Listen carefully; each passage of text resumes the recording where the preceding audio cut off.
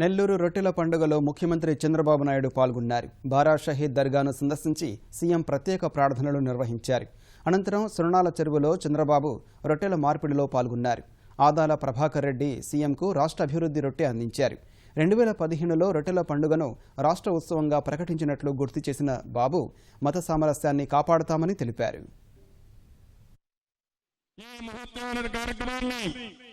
ప్రభుత్వం చేయాలనే ఉద్దేశంతోనే 2015లో దీన్ని స్టేట్ గవర్నమెంట్ ఫెస్టివల్ గా డిక్లేర్ చేశాం. ఈ సంవత్సరం 8 కోట్ల రూపాయలు ఖర్చు పెట్టి మీకు బురదలో పని లేకుండా మంచి నీళ్ళల్లో రొట్టెలు పంచుకునే కార్యక్రమానికి ఈ ప్రభుత్వం శ్రీకారం చుట్టామని చెప్పి మరొకసారి తెలియజేస్తున్నా.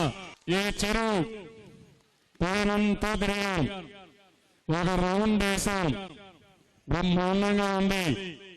రేపు రాబోయేలో నెల్లూరు టౌన్కి ఈ చెరువు ఒక తలమానికంగా తయారవుతుంది.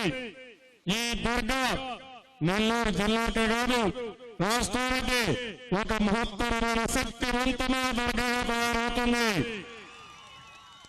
వస్తానంటున్నాడు సార్ నేను కర్ణాటక అని.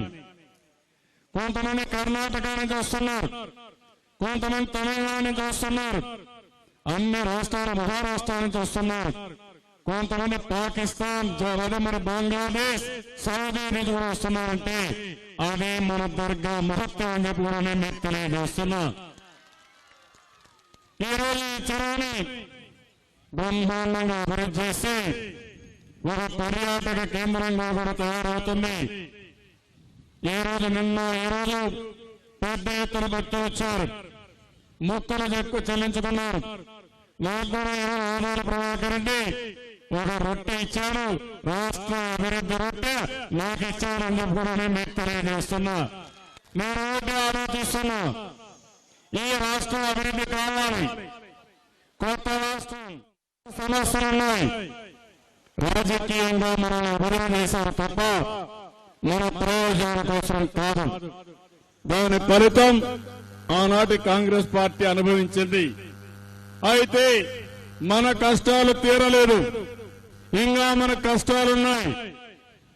ఆర్థిక వనరులు లేవు, రాజధాని లేదు, ఇండస్ట్రీస్ కూడా లేవు, ఆదాయం కూడా తక్కువ వస్తూ ఉంది. నేను ఒకటి ఆలోచించాను, మీరు కష్టపడితే మీరందరూ సుఖపడతారు, మీ కళ్ళలో వెలుగు చూడాలి, ఆనందం చూడాలనే ఉద్దేశంతోనే రాత్రి కష్టపడుతున్నాం.